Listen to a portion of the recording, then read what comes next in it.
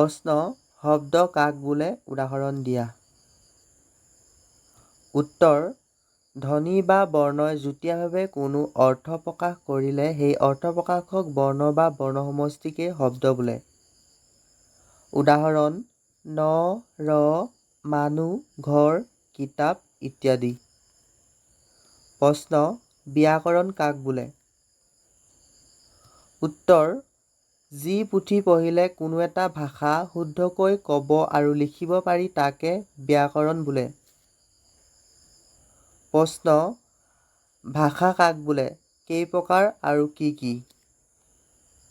উত্তৰ মানুহে মনৰ ভাৱ প্ৰকাশ কৰিবলৈ যিবিলাক অৰ্থ থকা কথা কয় বা লিখে তাকে ভাষা বোলে।